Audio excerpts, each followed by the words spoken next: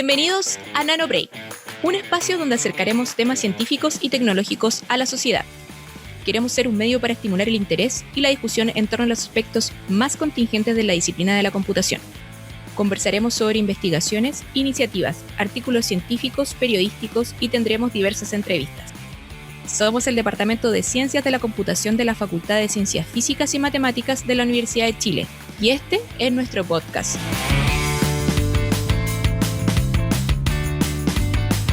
Hola a todos y todas, bienvenidos y bienvenidas a un nuevo capítulo de NanoBreak, el podcast del DCC. Para comenzar, saludamos a todo nuestro equipo, por supuesto, e invitamos a nuestra panelista estable, la profesora del DCC, Jocelyn Simons, quien nos acompaña en todos los capítulos, entregándonos algo de actualidad, algún tema en particular y también un pasatiempo. Hola Jocelyn, ¿cómo estás? ¿Cómo va la vida? Y ya estamos en nuestro capítulo número 9, ¿eh? Increíble llegar ya tan luego hacia el final de la temporada, casi final de la temporada. Casi final de la temporada. Falta uno. Pero hoy día nos traes un tema distinto para conversar. Vamos a hablar sobre la gran escasez que existe de las tarjetas gráficas, ¿no? No solamente tarjetas gráficas, en realidad el problema es bastante más profundo que eso, porque al inicio de la pandemia, al igual que muchas otras industrias, las fábricas de los chips fueron bajando su producción por temas de COVID. Y en realidad hay muchas fábricas de chips en Asia, que fue uno de los primeros lugares que realmente fue afectado por la pandemia. Entonces, esto significa que hoy en día hay escasez de chips. Entonces, eso afecta tarjetas de video, afecta, por ejemplo, también la fabricación de computadores, tablets, teléfonos, microondas, refrigeradores, autos, todo lo que tenga hoy en día un chip, en realidad está bastante escaso todo lo que es fabricación de chips y no es muy claro cuándo se va a reanudar en una manera un poco más continua la fabricación de los chips. Y esto básicamente por temas de la pandemia, de la producción, del envío, etcétera, etcétera, es que, ¿no? por un lado, al inicio de la pandemia se cerraron fábricas por temas de que uno en realidad no sabía cómo se propagaba la enfermedad y las fábricas que existían ya están empezando a recuperar sus niveles de producción, pero al mismo tiempo con la pandemia y todo el tema del teletrabajo, aumentó mucho el consumo de dispositivos que necesitan chips, o sea, piensa que, por ejemplo, todos los niños que estaban educándose en forma remota o comprar un computador o una tablet o algo para que pudiera ver sus clases, entonces hubo un aumento también significativo en el consumo de estos chips. Entonces fueron las dos cosas, o sea, por un lado se dejaron de fabricar tantos como se fabricaban antes y hubo un mayor consumo también de estos chips. Claro, la demanda fue mayor. Sí. Ahora, el problema es que uno dice, bueno, ha ido creciendo y creciendo el consumo, entonces ¿por qué no ponen más fábricas? ¿Ya? El problema es que una fábrica de chips es sumamente caro, ¿ya? Porque en realidad estás trabajando con semiconductores, hay que trabajar con condiciones bien estériles, con maquinaria muy precisa para poder imprimir circuitos, entonces en realidad hay también escasez de las máquinas que fabrican, que están involucradas en los procesos de producción de los chips. Y entonces se espera que, por ejemplo, las empresas que fabrican chips a lo mejor se dediquen ahora a abrir fábricas para los chips más avanzados y de esa manera las fábricas que ya tienen las vayan como orientando a crear, por ejemplo, chips que son no tan, por ejemplo, complejos, ¿no? Para así tratar de abarcar todo el espectro de necesidades. Pero como fluctúa mucho también el consumo de estos chips, entonces tampoco como que la gente quiere, estas empresas quieren invertir en crear necesariamente nuevas fábricas, o sea, a lo mejor en 1 o 2 años el consumo de estos chips no va a ser tan alto como hay en este minuto. Así que, claro. Bueno, igual vamos a ver qué pasa también, porque tampoco sabemos qué va a pasar el 2022. Sí, o sea, lo que pasa es que también la gente que ya se compró un computador no va a comprar un computador ahora inmediatamente, entonces es súper difícil predecir realmente cuál va a ser el consumo real de estos chips en el corto plazo o en el largo plazo. Ahora, pasan cosas, por ejemplo, lo que mencionabas al principio, las tarjetas video, que también hay otras cosas que juegan un rol ahí, que son los scalpers, o sea, la gente que, por ejemplo, compra de más para después revender a precios más altos cuando hay escasez del producto. Entonces había gente que de repente compraba 10 tarjetas de video Y obviamente si tú hoy en día quieres jugar juegos de cierto rango en un computador, necesitas una tarjeta de video con cierto nivel de procesamiento. Entonces, obviamente, esto afecta también que haya o no hayan disponibilidad de estas tarjetas en el mercado. Claro, y la demanda es mayor y además el precio es mayor, me imagino yo. Y ahora viene Navidad, entonces también muchas veces la gente quiere regalar un computador, una consola, por ejemplo, en Navidad, bueno, hay, como está toda esta escasez, va a ser, hay que pensar otros regalos. Podemos fabricar regalos navideños. Manualidades. Las manualidades nunca están de más. Sí, sí. El tema es cómo le explicas al niño la manualidad. Porque probablemente no va a querer tanta cosa manual. Yo por lo menos no le pego mucho a la No, pero manual. Por ejemplo, todas las empresas grandes de consolas están todas bajando los niveles de producción que anticipaban para este año, y es probable que el próximo año también, porque también hay un tema de inflación a nivel mundial y no solamente acá con el 10%. Entonces, también está el tema de que si si los consumidores van a tener poder adquisitivo para realmente comprar este tipo de dispositivos que son, o sea, uno mira los precios. No baratos. Uno mira el precio de una consola y es como comprarse un computador. Sí, totalmente, totalmente. Y hay que comprar los periféricos y esto y lo otro y que la tele y que... Claro, y el joystick y la cámara y etcétera, etcétera. Sí. Bueno, pero vamos a ver qué pasa con esto. Un tema bastante interesante, yo creo, también para analizar.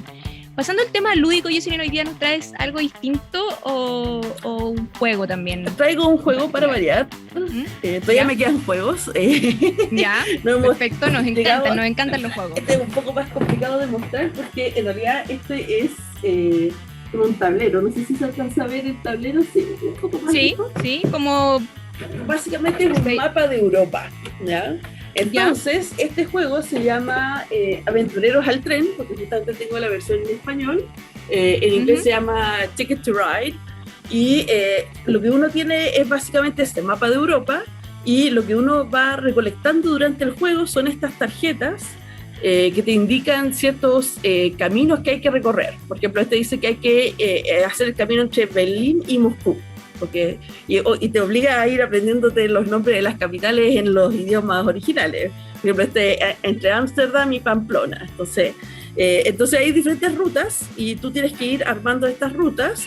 ¿Y cómo arman las rutas? Bueno, hay estas tarjetas que uno va tomando de un mazo, que van saliendo. Aquí, por ejemplo, hay una que es de color amarillo, son diferentes tipos de locomotoras, una de color lila, y todas vienen con símbolos, así que para la gente que tiene problemas con los colores, si es daltónico o daltónica, en realidad también hay símbolos para que uno no solamente se quede con el color, sino que también con estos simbolitos que aparecen en la esquina, ¿ya? Entonces, como las rutas en el mapa tienen diferentes colores, tenemos que juntar justamente suficientes tarjetas si la ruta tiene de largo 5, uno necesita juntar 5 tarjetas de ese color, y así, por ejemplo, comprar la ruta entre 2 ciudades, ¿ya? Entonces ahí uno tiene que ir armando su ruta, pero todos estamos haciendo lo mismo. Entonces, ¿Cuántos jugadores se necesitan? Podemos jugar hasta 6. Entonces fíjate que acá tengo trencitos, que es lo que vamos poniendo en el mapa. Entonces la ruta originalmente era, por ejemplo, de color lila, entonces tenía que juntar, por ejemplo, 3 tarjetas lilas para comprar esa ruta. Y si yo estoy jugando, por ejemplo, con los trenes negros, pongo 3 trencitos negros, entonces esa ruta es mía. Entonces, de esa manera tengo que ir armando las rutas en el mapa entre las ciudades que aparecen en mi tarjeta, y si lo logro hacer, por ejemplo, en este caso, entre Ámsterdam y Pamplona, vale 7 puntos, porque eso es lo que dice la tarjeta, ¿ya? O sea, espera, yo tengo me imagino alguna misión. Las misiones son hacer estas rutas, hacer las rutas, sí.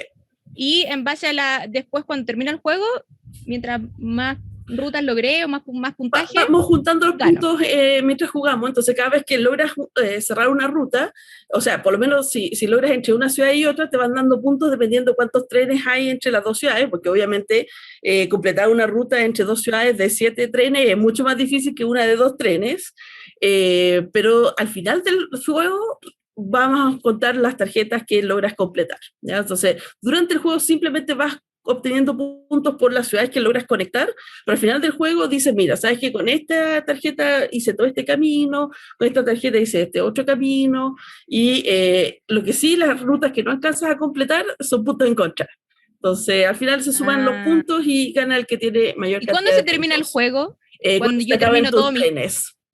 Cuando a un perfecto. jugador se le acaban los trenes, entonces ahí ya da una vuelta más y hasta ahí llega el juego. Está entretenido, me gustó. ¿Dónde consigo este juego? Mira, este se ¿En consigue en cualquier cualquier parte? parte, realmente es bien popular. Yo tengo la versión de Europa, pero también una versión de Estados Unidos, de otros Ah, mapas. hay hartos. Hay Hartos varias, mapas. hay varios mapas, entonces ahí tienen que Ah, elegir choro. cuál es el que quieren jugar con. ¿Sí? Ahora, lo divertido es que, ¿sabes cuál es la condición para saber quién juega primero? ¿Mm? ¿Quién ha visitado más países en Europa? Ah, jodí. No vale, siempre hay que partir primero, po. No, sí, era divertido, porque No, acá también en la casa soy siempre la que parte, así que... no vale, por eso te los compraste todos. No, ese fue un regalo, así que no lo compré y no conocía esa regla antes de jugarlo, pero yo creo que dentro de la casa uno puede inventar otra regla para empezar, para que no sea siempre la misma persona. Sí, porque si te invito a jugar, claramente vas a partir primero. Así que claramente tendríamos que cambiar las reglas si jugamos. Sí, sí. Bueno, Jocelyn, de verdad, muchas gracias por tu recomendación y por traernos en cada capítulo novedades para pasar un poco el tiempo en casa. Como dije, muchas gracias, Jocelyn, a seguir cuidándose, por supuesto, y ya nos veremos en el próximo capítulo, que ya es el cierre del ciclo, así que preparadas para ese último capítulo, ¿no? Sí, pues y ponerse los refuerzos, porque recuerden que ya a partir del 1 de diciembre cambian las reglas del pase de movilidad si no se han puesto el refuerzo, así que hay a ponerse Sí, el refuerzo. es verdad, yo ya estoy lista. Estoy lista. Listo, Jocelyn, cuídate mucho y nos estamos viendo. Adiós. Chau, chau. Para continuar, hoy con NanoBreak queremos conversar sobre historia. Para las generaciones que crecieron usando computadores, tablets y celulares, entre otros dispositivos tecnológicos, les cuesta imaginarse cómo eran los computadores de la década de los 60, 70, 80, incluso los 90. Muchos se sorprenden cuando ven esos enormes equipos que se usaban en esos años, que procesaban a una velocidad mucho más lenta y con menor capacidad de almacenamiento que los equipos actuales. Y precisamente detrás de esta evolución hay una interesante historia que queremos contar, pero a nivel local. Muy pocos conocen sobre la historia del desarrollo de la computación en Chile, sobre la llegada de los primeros computadores, las personas, los equipos de trabajo involucrados y los hitos que hicieron posible que en nuestro país la computación se desarrollara como una disciplina científica y de ingeniería. Y en el DCC tenemos el honor de contar con un profesor que se ha dedicado a reconstruir esta historia y que además es protagonista del desarrollo de la computación en nuestra facultad. Se trata del profesor Juan Álvarez, a quien invitamos hoy a NanoBreak para que nos relate los principales hitos de esta historia. Hola Juan, ¿cómo estás? ¿Cómo te trata la vida? Y bienvenido a NanoBreak. Hola, buenos días. No, muy contento de poder transmitir esto que llevo trabajando harto tiempo, y excelente tu resumen inicial, excelente. Muchas gracias. Vamos a hablar de cosas que de verdad muchas personas no saben. Bueno, incluso, bueno, yo he conocido un poco la historia por hartos artículos que has escrito en la BITS, pero de verdad es una interesante historia que hoy día queremos que nos cuentes. Así que antes de conversar de la historia propiamente tal, de los hechos que queremos preguntarte, ¿qué te motivó a realizar este trabajo de reconstruir la historia de la computación en Chile? Sabemos que es un trabajo que haces tú con mucha dedicación y que ha involucrado investigación, documental, entrevistas, recuperación de material gráfico, escrito, etcétera. Cuéntanos un poco qué te motivó a hacer toda esta investigación. Oh, claro, mira, la motivación principalmente estuvo en que en algún momento tomé conciencia que no había algo escrito al respecto, ¿eh? Y yo, que soy un buen lector de cosas y un buen lector de historia, me di cuenta que en mi área esa historia no estaba escrita, y sentí como el deber moral, entre muchas cosas, porque yo era de los primeros egresados de carreras de computación en el país. Entonces dije, bueno, si no la escribo o no la está escribiendo alguien paralelo a mí, digamos, hay que hacerlo, ¿eh? Así que por ahí, así comenzó, como una toma de conciencia. Ocurre que cuando yo empecé ya a investigar un poco, me di cuenta que estaba cayendo en lo anecdótico, en la crónica, ¿eh? Y entonces mi buen amigo y colega Claudio Gutiérrez me recomendó, me dijo, tú debieras estudiar historia para hacer esto bien, ¿eh? Para hacerlo según la metodología histórica. Y estudié historia. Ya. Me fui a la Facultad de Filosofía y Humanidad en el Departamento de Historia, y tomé curso ahí del magíster en historia que ellos tenían. Y ahí aprendí lo básico que me permitió abordar esto de una manera más profesional, ¿eh? más sistemática. Y hablemos un poco de la historia ahora. ¿Entre qué años acotaste esta investigación y cuáles son los principales hitos que podrías destacar? Cuéntanos qué motiva el desarrollo de la computación en Chile, cuáles fueron los primeros equipos que llegaron, cómo eran, cómo se usaban. Veo que has leído mis artículos de la revista Bits, qué bien. Por supuesto, por supuesto. Oye, mira, primero, sobre el periodo. Yo acoté la investigación porque hay mucho material. Entonces es necesario, y los historiadores siempre hacen eso, acotan un poco para poder hablar con propiedad del periodo estudiado. Yo acoté hasta la implantación de Internet, de manera que, porque allí ya la cosa, y hasta la llegada de los computadores personales, porque ahí ya la cosa se bifurca mucho y es muy difícil seguirle la pista. Así que eso es lo primero, eso significa hasta fines de los años 80. Lo que tú muy bien llamas, me gustó que tú usaras la disciplina, porque en realidad esto se conformó una nueva disciplina, tal como existen otras disciplinas del área científica y de ingeniería. Esta era una que se abrió espacio y ahí hay periodos. Hay un primer periodo, por ejemplo, de llegada de computadores, de tecnología le llamo yo. Después hay un periodo de la realización de grandes proyectos. Yo le llamo ahí el periodo de ingeniería, que se empieza a hacer ya sistemas más complejos, más grandes y que requieren mucho más formalidad. Y finalmente el periodo de la consolidación de la ciencia de la computación. Juan, cuéntanos un poco los inicios, no sé, ¿cómo fueron los primeros equipos que llegaron? Mira, eran grandes, caros, lentos, con poca capacidad. Pero bueno, hay que juzgarlo en su perspectiva histórica. Me gustaría mostrarles un poquito ahí. Perfecto, muestra. Bueno, para la gente que solo nos escucha, Juan tiene como hartas imágenes recopiladas de distintos, como decía él, de bibliotecas, etcétera, etcétera, donde se muestran cómo eran los computadores hace muchos años. Así que si lo pueden ver de verdad en nuestro canal, los invitamos a que vean estas fotos porque están bien interesantes para que sepan que la computación no nace con un computador enano o un teléfono. La computación nace hace muchos años y eran gigantes los equipos. Así que Juan, cuéntanos. Tan gigantes que mira, esto lo tomé de un diario de Valparaíso. Ese primer computador que llegó en el año 1957 tuvo que ser subido con una grúa. Y miren el tremendo container que hay ahí para subirlo a un quinto piso de la calle Prat. Lo tuvieron que hacer en una noche porque tuvieron que cerrar la calle para con una grúa subir este primer computador. ¿Y se sabe para qué ocupaban ese computador, CCU? Mira, me ha sido difícil dar con la gente, y de hecho todavía está pendiente, lo ando buscando, hasta en investigaciones tengo una petición de búsqueda de la persona que trajo este computador y que lo usó por primera vez, que es de apellido Bosque. Bueno, pasamos el dato también ahí, por favor, alguien de la ojalá, CCU. claro. Bueno, este computador era de la primera generación de computadores. A ver, espérate, los computadores, el primero es del año 46, el ENIAC, y era computador con una tecnología a tubo, se llamaba, que era muy costosa, muy poco confiable, pero bueno, era lo que había. Entonces, estos computadores, sobre todo pensando en que llegó una empresa de servicio, digamos, que, ¿no es cierto?, de la compañía de Cervecería Unida, tiene que haberse usado en administración, no en ciencia, no en investigación científica, en administración. Y al respecto, Karin, fíjate que antes de la llegada de los computadores, las empresas usaban para apoyarse en la administración de unas máquinas especializadas, unas máquinas especializadas en tarjetas que se llamaban las máquinas Hollerith o máquinas de registro unitario, las máquinas UR.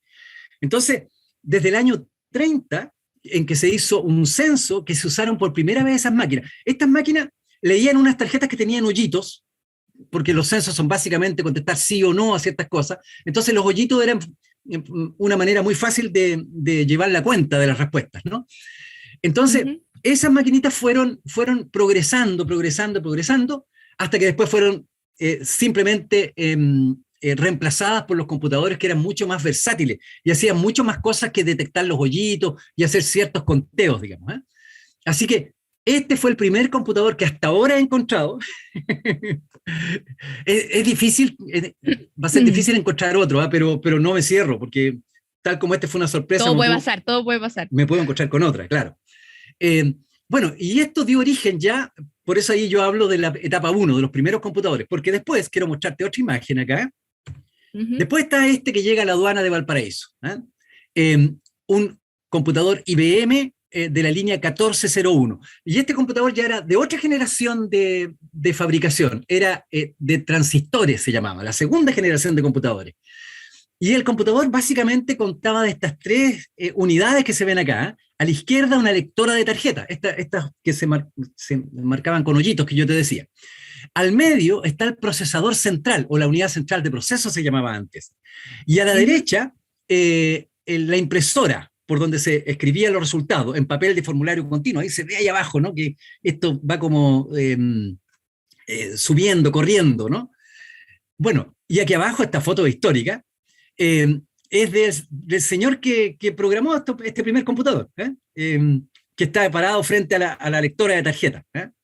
Fíjate la cantidad de memoria que tenía, por ahí lo digo, procesador, 4K de memoria, 4K, no mega ni giga, K, o sea, 4.000 posiciones de memoria. Te podrás imaginar las maravillas que hacía este señor ahí con apenas 4K de memoria, ¿no? Esto marcó el comienzo de la llegada de computadores a las instituciones del Estado. Por ejemplo, después, y esta foto es de Ferrocarriles del Estado, llegó un computador similar, también 1401, IBM. IBM en esa época era como, prácticamente tenía el monopolio de la industria de los computadores en el mundo. Llegó uno a la Fuerza Aérea de Chile, uno al Servicio de Impuestos Internos, otro al Registro Civil, a la Caja de Previsión de la Defensa Nacional, a Ferrocarriles. Y en todas estas instituciones hacían lo que se llamaba aplicaciones administrativas. ¿Qué significa aplicaciones administrativas? Muchos datos, pero los cálculos muy simples. Sumas, porcentajes, cosas muy sencillas. Como lo que hace hoy día una planilla Excel, por ejemplo. Exacto, claro, muy, ¿sí? muy bien pensado, claro, cálculo simple. Oye, Juan, pero delante me dijiste que los otros computadores, por ejemplo, el de 1951... 57, ocupaba, ¿cómo se llama? Tubos en vez de transistores. Pero acá, claro, acá vemos en la foto que tienes como cintas. Ah, mira tú, muy observadora. Sí. Lo que pasa es que estos... mira, estos ya son más modernos de la época. Claro, lo que pasa es que el mismo computador IBM 1401 que yo te mostraba aquí, el de la aduana, que tenía solamente una lectora de tarjeta, una impresora, ya los otros, como se compraron en años posteriores, se iban comprando con mayores dispositivos y con mayor capacidad.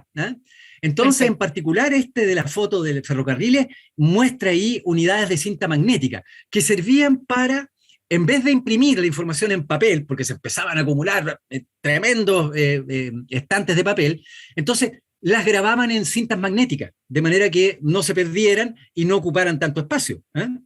Así perfecto, es que tú las podías guardar y podías encontrar el programa o lo que querías calcular en tal cinta. Exactamente. Los datos en tal cinta. Y perfecto, se le ponía un rótulo afuera de la cinta, qué sé yo, para saber lo que tenían grabado, claro. Claro, muy bien. De hecho, a propósito de tu pregunta, fíjate que en esos mismos años llega un computador a la Compañía de Aceros del Pacífico, la CAP, allá en Talcahuano. También es un computador IBM 1401, pero además de las cintas, como te puedes observar allá, atrás, también tenía una unidad de disco. Es el primer computador que llega con una unidad de disco, que hoy día uno lo tiene en un pendrive. Bueno, un disco con 10 megas de capacidad de ese disco. Entonces este era el computador más potente que había en Chile en ese instante, el año 63. Y aquí ya, esto fue interesante, porque es el primer computador en que ya se empiezan a hacer aplicaciones un poco más elaboradas, porque era para apoyar la producción del acero. Entonces, los ingenieros no solo los de la parte administrativa de la CAP, de llevar la planilla sueldo, la facturación, etcétera, también los ingenieros hacían aplicaciones, investigación de operaciones, control de proyectos, etcétera. Bueno, y por eso, paralelamente, y sigo todavía mostrándote algunas imágenes, Paralelamente llega el computador a la universidad, que nosotros pensábamos que había sido el primero, pero no, fue como el cuarto, tercero o cuarto. Ahí también está por determinarse bien en qué mes, porque ahí los meses son, para determinar el orden, hasta el mes es importante. Claro. Y cuesta mucho hacer esa averiguación, cuesta mucho. Bueno, este ER56, un computador que viene de Alemania, le costó a la universidad $400.000 para también 3K de memoria. Bueno, y aquí hay una foto muy elocuente de la importancia que tenía esto. Fíjate que aquí abajo en esta foto estoy mostrando, no sé si logras reconocer a este personaje que está aquí al medio mirando el computador, es nada más ni nada menos que el presidente de la República de esa época, don Jorge Alessandri Rodríguez, que gobernó entre los años 58 y 64. Esta foto es del año 63, entre paréntesis. Bueno, y ahí está el presidente, le están dando una demostración. A la derecha de él, también un ilustre personaje de la facultad, el decano de entonces, don Enrique de Tiñí. Don Enrique de Tiñí. Y a su derecha, don Efraín Friedman, que era el director del Centro de Computación de la universidad. Y ellos dos, le están explicando al presidente. Y esta foto la conseguí con este programador que hay acá, que se llama Jorge Gutiérrez, que gentilmente cuando vio que yo estaba investigando estas cosas, me regaló esta foto. Oye, espérate, pero nosotros tenemos salas con esos nombres en la facultad. Está el auditorio de Tiñí y Friedman, dijiste, una también salita hay una sala en el departamento. En el DCC. Claro, que tiene ese nombre también. No ya, es porque sí nomás el nombre. Aquí tienen la razón de por qué se llaman estas salas así. Claro, después te voy a contar un poquito más de este otro señor, de Efraín Friedman, que también tiene una importancia histórica adicional. Así que eso con respecto a los primeros computadores, Karin. Así que, Juan, ¿alguna anécdota que contar? Cuando, no sé, por ahí en algún momento yo leí en unas revistas que había... ¿Qué significaba que se cayera el sistema, por ejemplo? Ya. Mira, uno de los próceres de la IBM, uno de los que ayudó a instalar estos primeros computadores en las distintas instituciones del Estado, me dio su propia interpretación de la famosa frase "se cayó el sistema". Ocurre que en esa época, tanto los datos como los programas había que perforarlos en estas tarjetitas. Y para eso habían unas máquinas especiales que hacían hoyitos, como una máquina de escribir, pero en lugar de escribir en una hoja, hacía hoyitos en una tarjeta. Entonces después uno juntaba esas tarjetas y las ponía en esa máquina lectora que yo te mostraba antes en una foto, ¿no? Bueno, pero pasó que a veces estos tremendos montones de tarjetas, que habitualmente para que no se desordenaran, uno los amarraba con un elástico, pero a veces el elástico se cortaba. Y, tragedia, se caían las tarjetas, se desperdigaban las tarjetas, se caía el sistema. Entonces, según este señor, esa fue la primera vez que se usó el término "se me cayó el sistema", porque se le caían las tarjetas que tenía el sistema computacional que tenía que nada procesar. Que ver con lo que se pasa hoy día. Claro. Pero sí, en su momento debe haber sido una tragedia. Por supuesto. Juan, vamos un poco más a lo local. ¿Cómo se entrelaza este desarrollo a nivel nacional con lo que pasó en nuestra facultad? Entiendo que la facultad fue pionera en la formación de programadores y cubrió una necesidad que en ese instante tenía en nuestro país, ¿no? Correcto. Mira, aquí también voy a permitirme compartir contigo unas fotos de otro hito que marca el comienzo de todo esto que me estás preguntando. Este computador, el ER56, que entre paréntesis, después otras universidades también tuvieron sus primeros computadores. El Lorenzo, una de mis conclusiones de mi investigación es que es no el primer computador en Chile, pero sí el primer computador universitario en Chile. Porque después llegó otro... Los primeros a nivel universitario en tener un computador. Exacto. Perfecto. Después llega uno en el año 63 a la Católica, otro a la Santa María en el año 64 y otro a la Universidad de Concepción en el año 1966. Perdón, y uno a la Universidad Técnica del Estado también, en el año 64. Bueno, entonces, resulta que en el año 1966 la universidad, porque esto fue explosivo, ese computador que llegó al 62 rápidamente se copó y colapsó, ya no podía... ¿Y para qué se ocupaba? ¿Dónde estaba ubicado ese computador en el 62? Ya.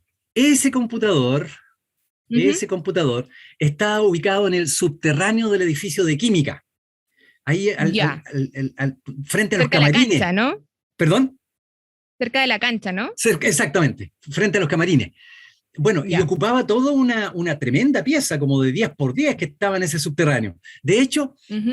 un decano de Patricio Aceituno tuvo la feliz idea de poner una placa recordatoria, porque es histórico eso, ¿eh? Ahí estuvo ese primer computador y que Por se ocupó muchos supuesto. años. Y se ocupaba, lo que yo estoy aquí indicando abajo, ¿eh?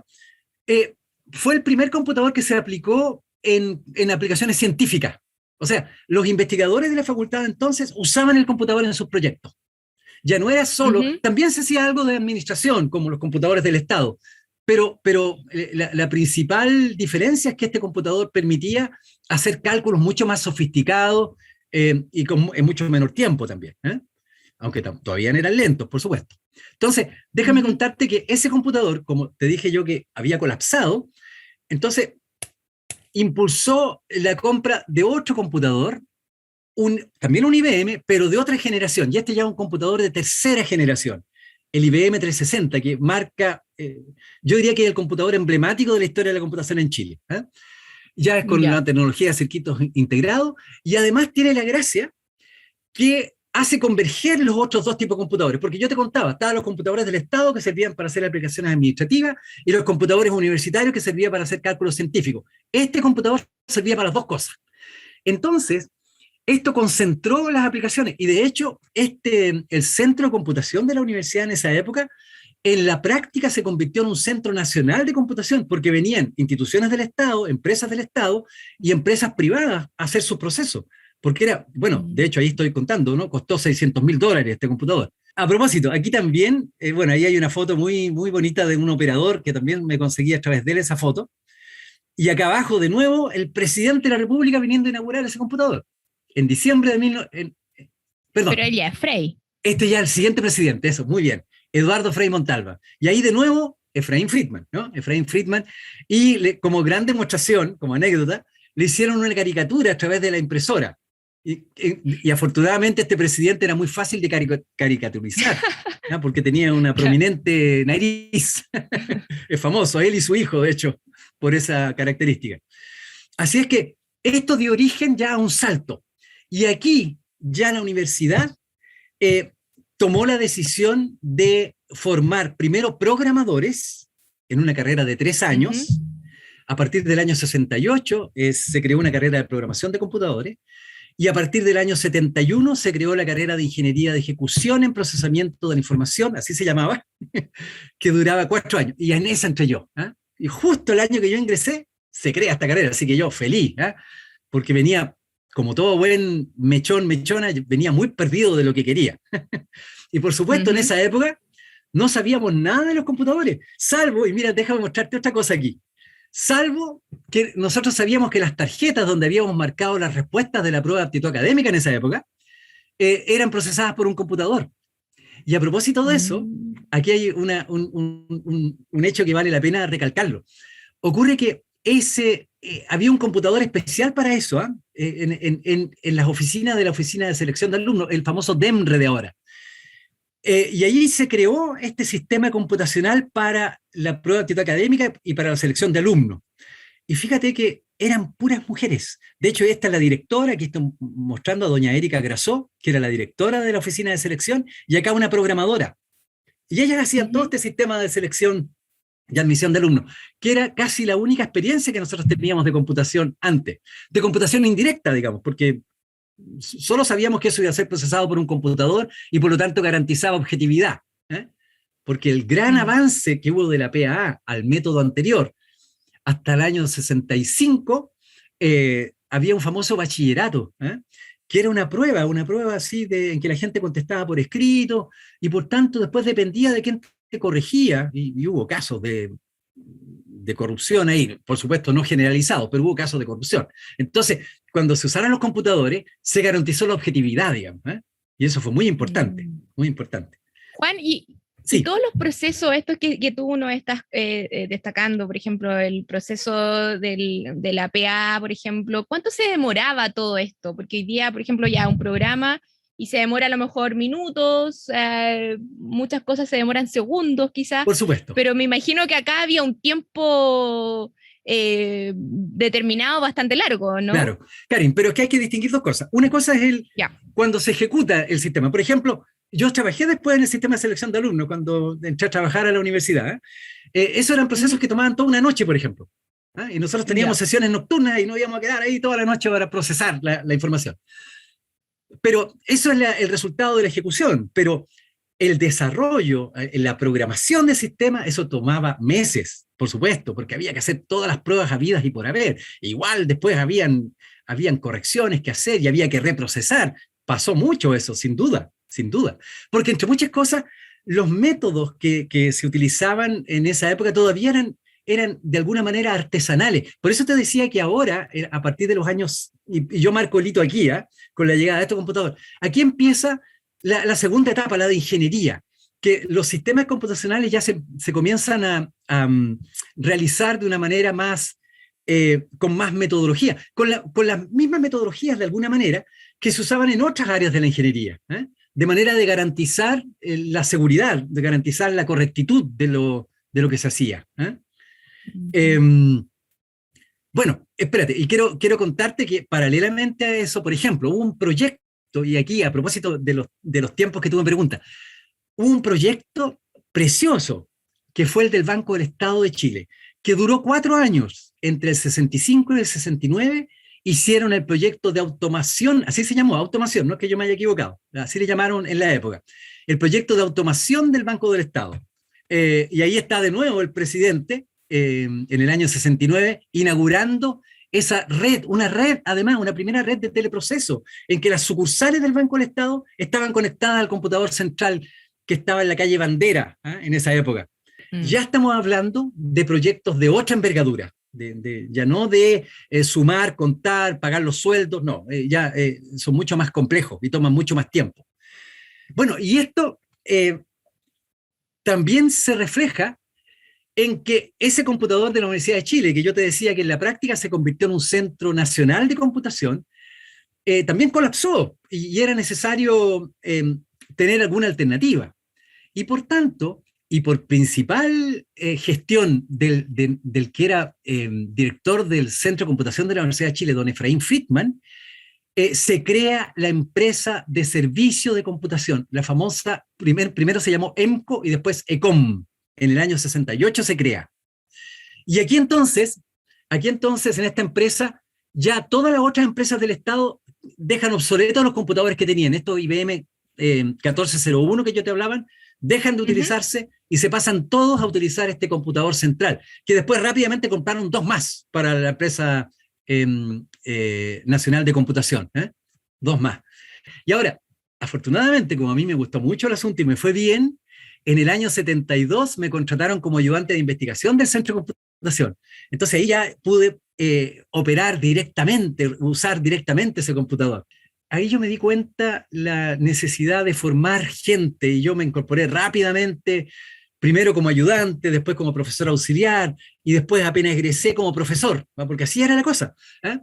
Los que nos enseñaban a nosotros,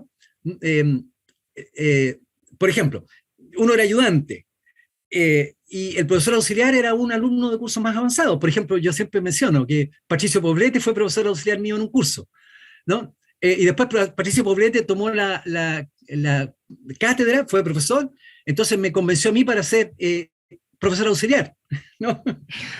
Así era. Se iban pasando el dato. Claro, y teníamos como 20 años. La necesidad 20 años. ya estaba. Yo a los 21 años fui profesor de cátedra, ¿no? Pero me es gustó. que igual la carrera como que surgió súper rápido. Además.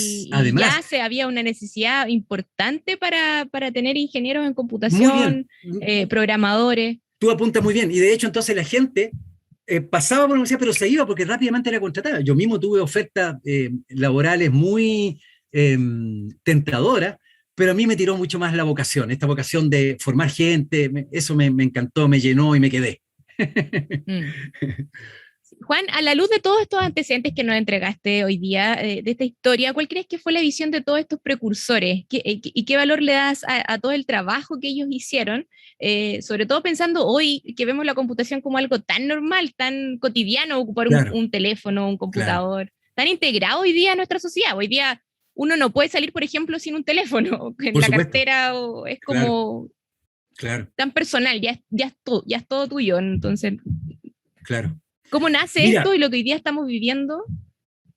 claro, sin duda que aquí hay pioneros y por eso es que nosotros quisimos ahí homenajear en nuestro departamento y la facultad ha homenajeado a algunos de estos precursores. Nosotros en particular a Efraín Friedman, que fue el primer director del Centro de Computación y el primer gerente general de COM, de la Empresa Nacional de Computación. Entonces, todos estos próceres también tenían ese espíritu de servicio, ¿eh? Porque eso era además el ambiente entonces, ¿no? El Estado era importante, muy importante. El Estado era el que generaba empleo, el que creaba empresas, el que administraba todos los servicios. No había esta subsidiariedad de ahora, digamos, ¿eh? Así que en ese contexto en que están todos estos próceres, y de alguna u otra manera, yo me siento muy, muy influenciado por ellos, digamos, ¿eh?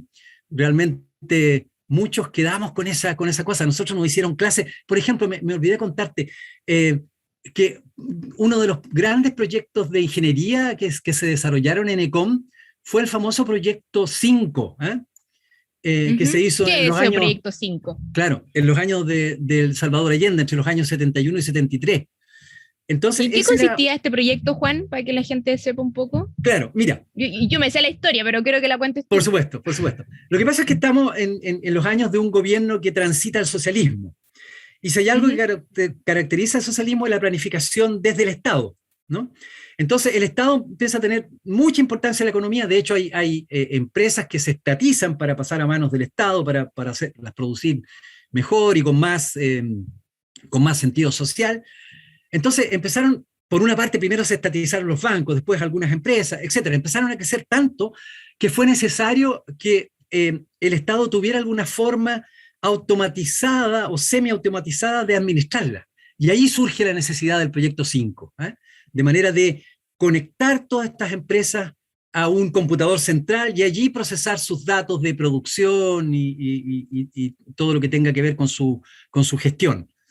ujú. Así que ese es el proyecto 5, ¿eh? Es el intento por parte del Estado de hacer una administración eficiente, eh, de las empresas del Estado. Yo te hablaba de que la etapa de tecnología, la etapa de ingeniería, la etapa de ciencia, ¿eh? La etapa Ujú, de ciencia se puede situar a partir del año 75, con la creación de los primeros departamentos de ciencia de la computación, entre ellos el nuestro, el de la Universidad de Chile, que se creó el 1 de enero del año 75. Pero también en ese mismo año se crea uno similar en la Universidad Técnica del Estado, y otro en la Universidad Técnica Federico Santa María. Y eso da ujú. origen ya al trabajo de investigación científica. Y ese trabajo de investigación científica se coordina, se reúne, se encuentra en la Sociedad Chilena de Ciencia de la Computación, que se crea en el año 1984 y que es la que organiza la conferencia anual, el encuentro anual de computación. Así que ahí ya se completa este esquema de tecnología, ingeniería, ciencia, y ya se puede dar por conformada esta nueva disciplina que es muy pujante y tiene mucha vida, mucha energía, digamos, ¿eh? Mm. No, y sin duda también ha traído diversas investigaciones con impacto social. Ya estamos trabajando, bueno, pero el departamento trabaja con astronomía, con biología, con diversas ramas que han dado frutos, proyectos muy importantes socialmente para nuestro país, para el mundo. La computación hoy día está a la vanguardia, está en todas partes, así que de verdad agradecemos nuevamente, Juan, por estar hoy día en NanoBreak Un gusto. y de verdad toda la información que nos entregaste, ojalá a la gente a nuestros estudiantes, hay muchos estudiantes que no saben cómo nace esto, cómo llegaron los primeros computadores, cómo eran, así que de verdad agradecemos toda la información que nos entregaste hoy día, Juan, pero no podemos despedirte sin la tradición de NanoBreak, que es que nos entregues una recomendación. Ya. Eh, si les gustó mi presentación, recomiéndela a sus amigos. Si no les gustó, a sus enemigos. Nada. Oye, a los interesados, cada una de estas cosas que yo nombré un poco al pasar, está en artículos escritos en la revista Bit, como bien decía Karen. Pero saliéndome un poco de la propiamente computacional, bueno, como ya estoy en edad de jubilar, pero no pienso todavía. Todavía queda energía, mucha, vamos que se puede. Mucha. Fíjate que, claro, a medida que pasan los años, uno se va interesando cada vez más en la historia, porque la historia explica un poco nuestro presente y de alguna manera también avisora el futuro. Pues yo creo que, y sobre todo por los momentos que estamos viviendo en el país actualmente, yo recomiendo particularmente leer la historia. Y para iniciar, para no dar alguna recomendación un poco sesuda, muy contundente, yo les recomiendo los libros del escritor, porque no es historiador, pero escribe acerca de historia, que es Jorge Baradit. Ahí él tiene varios libritos de historia secreta de Chile, que son muy sabrosos, y de hecho los historiadores profesionales le han agradecido a Baradit porque ha permitido conocer aspectos de la historia de Chile que eran desconocidos. Y cuando ya después, ¿no es cierto?, cuando uno lee, porque esa historia es liviana, pero muy contundente. Y son cortitos, son súper cortitos. Son cortitos, pero contundentes, ojo, Sí. Hay que... Sí. Entonces, después yo creo que hay que pasar a leer la historia ya de historiadores. Y ahí mi recomendación son los tomos de historia de Chile de Gabriel Salazar y Julio Pinto. Tiene una historia más moderna, con la visión ya de esta época. Y ahí Salazar y Pinto es mi recomendación. Juan, de verdad, agradecemos tu tiempo, tu buena onda, tu historia que nos viniste a contar hoy día, esta parte bien sabrosa para gente que no sabe mucho de cómo llegó la computación en Chile, cómo se inicia la ciencia de la computación, cuándo fue el primer departamento creado, cómo nacimos nosotros como departamento. Así que de verdad te agradezco tu tiempo, toda la información que nos entregaste y de verdad a seguir cuidándote. Ojalá nos veamos pronto y nada, pues si quieres seguir otro día a contarnos más historias, de verdad, bienvenido a NanoBreak. Siempre las puertas van a estar abiertas para ti. Muy bien. ¿Ya? Chao, muchas gracias a ustedes. Cuídate, nos vemos. Chao. Continuando con NanoBreak, como ya saben, destacamos los diversos proyectos que nuestros estudiantes desarrollan. Hoy tenemos como invitado a Brian Riveros, quien está desarrollando y validando una aplicación para animales. La idea de esta aplicación es crear, utilizar y compartir planes de entrenamiento en animales y, por otra parte, ayudar en el estudio del aprendizaje de ellos. Bueno, para que nos cuenten más de su investigación, objetivos y proyecciones y mucho más, invitamos a Brian. Hola Brian, ¿cómo estás? ¿Cómo va tu vida? Y bienvenido a NanoBreak. Hola Karin, muchas gracias. Estoy bien, gracias por la invitación. Sí, cuéntanos primero que todo, queremos saber cómo va tu vida estudiantil. Así como relajémonos un poco, cuéntanos cómo va tu vida estudiantil. Me imagino, estás en pregrado, me imagino que el cambio fue bien distinto ya en pandemia. Cuéntanos un poco. Sí, estoy en el que espero, o sea, en el último semestre en la universidad. Uh-huh. Ya 2 años con clases online.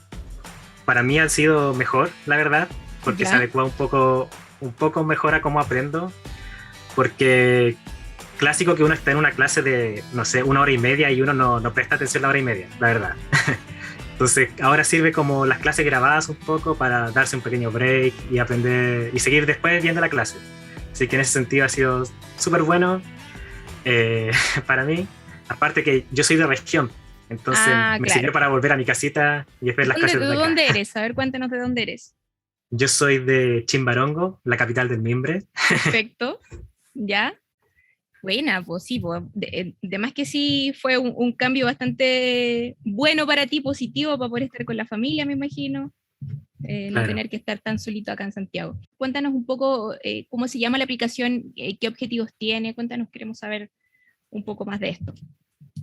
Ya, la aplicación se llama Inca Train, que Inca es por como el grupo de trabajo en el que estoy metido en esto, que se llama Interacciones Computacionales con Animales. Y el objetivo, bueno, yo siempre describo la aplicación como una especie de Duolingo para animales. Ya, esa aplicación que uno aprende idiomas.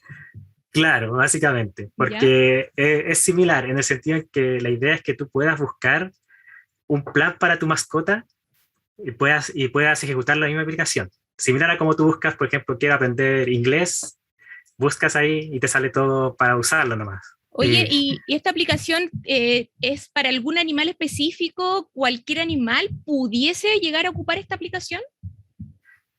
La aplicación, la idea es que sea para todo público, que cualquier animal pueda tener su propio plan de entrenamiento aquí adentro, porque parte de la idea es que nosotros no vamos a entregar los planes, sino que sean los mismos otros usuarios que creen planes y los puedan compartir contigo. Ah, o sea, una aplicación que igual se comparte, no es como, igual va cambiando en el transcurso del tiempo, ¿no? Sí, exactamente. La idea es que mientras más personas la estén usando va a ser mejor. Claro, porque finalmente tienes un feedback de las otras personas. Esto funciona, esto no funciona, puedes agregarle esto, ¿no? Algo así. Claro, exactamente. ¿Sí? Oye, Brian, ¿y con quién estás trabajando esta investigación? Estoy trabajando con el profesor Jeremy Barbey, ¿Ya? que me disculpe si digo mal su apellido, pero él es francés, así que no estoy seguro si se pronuncia así. Y bueno, hay otras personas que también son parte del grupo de Inca, que también están haciendo su memoria. Y la validación de la aplicación, como es un trabajo más de ingeniería de software que de investigación, es validado por otra persona, que en este caso es una profesora de la Universidad de Sussex en Inglaterra. Ella es como nuestro cliente, se puede decir. Con ella tengo reuniones en las que conversamos como qué debería tener la aplicación, qué puedo cambiarle para que sea más útil para un entrenador, cosas como esa. Brian, y me gustaría saber cómo nace la idea de investigar este tema, porque yo me imagino es súper distinto a lo que hemos tocado temas de investigación de nuestros estudiantes en NanoBreak, pero este tema es como bastante distinto, es como el tema de los animales, no una investigación tan social, no. ¿Cómo nace la idea de investigar este tema en particular? Bueno, a mí no se me ocurrió. ¿Ya? Como muchos, el semestre pasado estaba buscando qué hacer y el DCC tiene una iniciativa súper buena en la que hay una página en que todos los profesores suben como ideas de proyectos que uno puede conversarlos después con ellos. Y ahí encontré esta idea de una aplicación para estudiar el aprendizaje animal del parte del profesor Jeremy, porque él tiene unas cotorras que él las entrena. Entonces surgió como una idea, primero como para una especie de registro virtual de sus sesiones de entrenamiento. Después se extendió un poquito más para empezar a hacer investigaciones del aprendizaje animal. Porque aparte de compartir los planes cualquiera de entrenamiento, la idea es que un investigador, por ejemplo, pueda subir como un plan específico para ver si ciertos animales pueden aprender o no ciertas cosas y que otros usuarios sean como su validador. Por ejemplo, no sé, quiero saber si un perro puede cantar y yo publico ese plan. Después tú tienes un perro y usas ese plan. La idea es que los datos de las sesiones de entrenamiento, después el investigador pueda validarlas y que sirvan para su investigación y decir, mira, sí, a todas estas personas les sirvió esto, entonces podemos decir que un perro sí puede aprender a cantar. Entonces, ese fue como el segundo punto fuerte de por qué nació la aplicación, como para ayudar a investigadores a validar sus hipótesis de aprendizaje animal. ¿Esta aplicación en particular es para cualquier animal? O porque me hablaste de los perros, por ejemplo. Entonces, mi pregunta es, ¿para cualquier animal? Ah, perfecto. Sí, cualquier animal. O sea, yo tengo un perro y podría ocupar esa aplicación. Sí, es que también sale como una alternativa, porque si tú te metes a buscar aplicaciones de entrenamiento, yo diría como más del 90% son solamente para perros. Entonces la idea es que, por ejemplo, no sé, yo tengo un gato o una rata, algún tipo de rata, y yo quiero enseñarle a hacer algo, ahí se complica un poco. Entonces la aplicación quiere ser como un lugar centralizado en donde todos puedan buscar como para su mascota. Este es el primer prototipo. Está un poco más orientado como a los investigadores y a entrenadores con experiencia, porque los resultados se van a guardar localmente en sus dispositivos, por ahora. Entonces, las proyecciones a futuro es que exista un servidor central en que hay que todos puedan conectarse y ahí todos compartir sus planes, sus datos, etc. Perfecto. Oye, ¿y esta aplicación es como una aplicación móvil? Es móvil y también en el navegador. Puedes usarla en Chrome, Firefox o en celular, cualquiera también se debería poder usar. Perfecto. ¿Y en algún momento esta aplicación va a ser pública o no? Eh, la idea es que sí. Ya. Cuando yo termine, va a ser como semi-pública probablemente porque no va a ser tan sencilla para usar para cualquier usuario. Ese es el problema, cuando yo termine. Entonces, Ya. para la siguiente iteración del proyecto se espera que sea como la versión más amigable como para cualquier usuario. Perfecto. Y se supone que cualquier usuario en algún momento pudiese ser capaz de utilizarla, ¿o no? Sí, sí, sí, exactamente. Mira, está bien bueno. Bueno, Brian, de verdad agradecemos tu tiempo por estar hoy día en NanoBreak también y de verdad vamos a estar, queremos saber más y que si de verdad en algún momento esta investigación se continúa, cualquier cosa, de verdad, por favor, contáctanos para tener más información de esto. Pero claramente no podemos dejar que Brian se vaya sin la tradición de este podcast, que es la recomendación. Bueno, yo voy a recomendar un libro que se llama ¿Sueñan los androides con ovejas eléctricas? ¿Ya? Que ahora igual es más conocido como Blade Runner, porque la película se basó en este libro y como que le quitó el nombre básicamente. Y trata... la trama principal se podría decir que es como si existe un androide que es como tan similar a un ser humano, ¿cómo diferenciamos al humano del androide? O sea, ¿qué es lo que nos hace humanos? ¿Cómo podemos nos diferenciamos definirlo? del resto? Claro, entonces yo creo que igual es un tema que se va a ver a futuro, porque ya estamos viendo que hay hartas empresas que están haciendo como robots, como humanoides, o que las inteligencias artificiales están como cuando uno chatea y es un robot en vez de que te chatea de vuelta. Yo creo que a futuro vamos a tener que ver cómo nos diferenciamos de ellos, o si son tan similares a nosotros, vamos a tener que ver cómo los tratamos, como la ética del trato a los robots en un futuro. Sí, sin duda un tema que yo creo que vamos a tener que analizar en algún momento en NanoBreak y por supuesto agradecemos tu recomendación porque está bastante interesante y sin duda vamos a tener que analizarlo también en algún momento, quizás en el futuro. Muchas gracias, Brian, por tu tiempo, por estar hoy día en NanoBreak, por contarnos de tu entretenida investigación y sin duda agradecemos de verdad que estés hoy día acá. Muchas gracias, Karin. Muchas gracias, cuídate, Bueno. Nos vemos, chao. Chao. Bueno, antes de cerrar este capítulo queremos contarles, para quienes no saben, que el DCC tiene un programa de educación continua dirigido a profesionales que buscan actualizar sus conocimientos en el área de la computación. Este programa imparte un magíster en tecnologías de la información y los diplomas de postítulo en ciencia e ingeniería de datos, ingeniería de software, gestión de calidad de software, gestión de proyectos informáticos, inteligencia artificial, seguridad computacional, tecnologías de la información y Python aplicado a la ciencia de datos. Invitamos a todos y todas a conocer más de nuestro programa de educación continua, ya que durante el primer semestre del próximo año todos los diplomas se dictarán vía streaming, es decir, clases en tiempo real desde el lugar donde estés.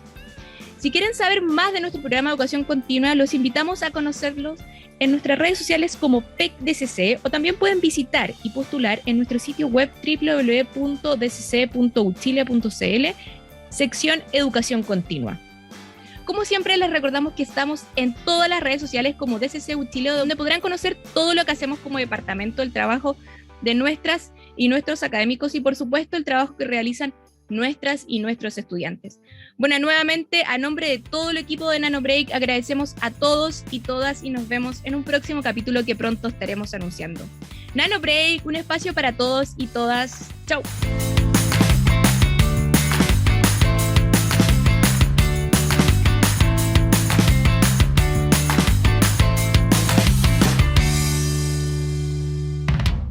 Las opiniones vertidas en NanoBreak son de exclusiva responsabilidad de quienes las emiten y no representan necesariamente el pensamiento del Departamento de Ciencias de la Computación de la Facultad de Ciencias Físicas y Matemáticas de la Universidad de Chile.